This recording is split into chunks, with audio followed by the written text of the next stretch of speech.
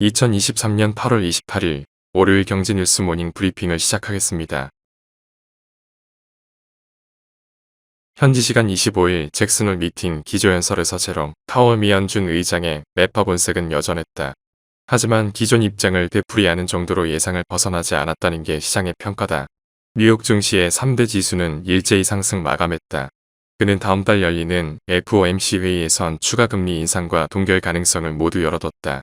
하지만 추가 금리 인상 여부에 대해서 신중하게 진행할 것이라고 두 번이나 언급한 점에 시장은 주목했다.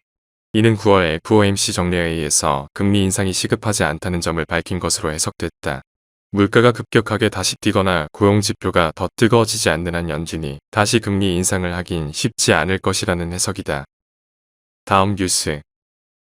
글로벌 완성차 기업들이 LFP 배터리를 탑재한 전기차를 연이어 내놓으면서 NCM 등 3원계 배터리를 주력으로 하던 국내 배터리 업계도 제품 포트폴리오를 확대하는 등 대비에 나섰다. 이 같은 완성차 기업들의 LFP 배터리 채택엔 가격이 중요한 요소로 작용한다는 게 업계 해석이다. LFP 배터리는 비싼 니켈 코발트 대신 저렴한 인산, 철을 중심으로 제작돼 NCM 배터리보다 가격이 30% 저렴하다. 이에 LFP 배터리가 전체 전기차 배터리 시장에서 차지하는 비중도 점차 커지고 있다.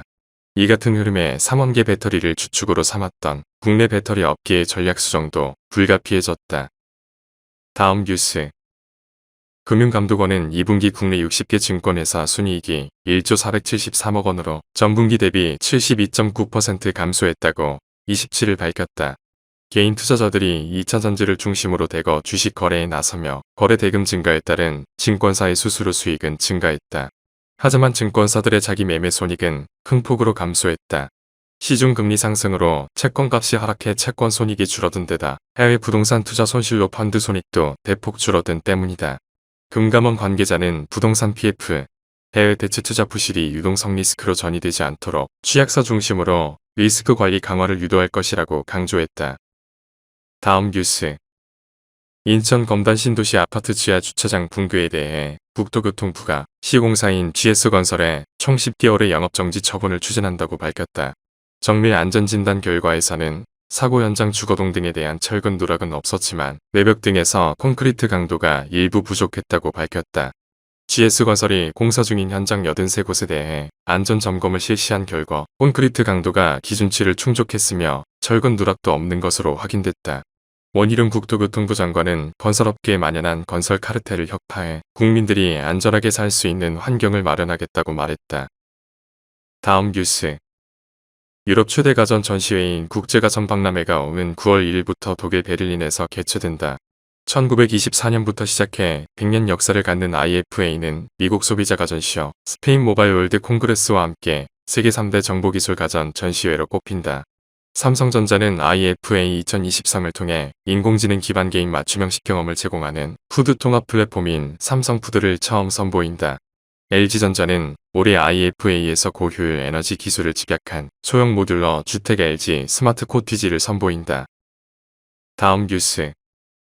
현대백화점은 더현대 서울의 누적 방문객이 국내 단일 유통시설로는 최단 기간인 2년 6개월 만에 1억 명을 넘었다고 27일 발표했다. 외국인 매출도 큰 폭으로 늘었다. 올해 더현대 서울 전체 매출의 11%는 외국인 매출로 구매 고객 10명 중 1명은 외국인인 셈이다. 외국인 구매 고객 중 20에서 30대 비중이 67%로 나타났다. 김창섭 더현대 서울 점장은 이틀에 한 번 꼴로 팝업 스토어를 열며 이슈 매장을 빠르게 선보인 결과 더현대 서울이 국내는 물론 외국인 고객에게도 K 콘텐츠 트렌드의 바로미터로 인식되고 있다며 차별화된 콘텐츠와 서비스를 지속해서 선보일 계획이라고 말했다. 다음 뉴스. 테슬라 기가팩토리 유치전에 나선 인도가 현지에 전기자동차 공장을 설립하는 기업에 한해 수입 관세를 15%까지 대폭 낮추는 방안을 검토하는 것으로 알려졌다. 일론 머스크 테슬라 최고 경영자와 나렌드라 모디 인도 총리 간 공조가 속도를 내는 모양새다. 다만 인도 전기차 업체 반발이 예상되는 만큼 인도 당국은 이를 신중히 검토할 것이란 관측도 나온다. 앞서 인도네시아는 자국 내 투자를 계획 중인 전기차 제조업체에 대해 수입 관세를 50%에서 0%로 낮추겠다고 제안한 바 있다. 다음 뉴스. 하나은행이 고시한 8월 25일 오후 11시 58분 원달러 환율은 1327원입니다. 시청해주셔서 감사합니다. 더 좋은 영상을 위해 구독, 좋아요 부탁드립니다.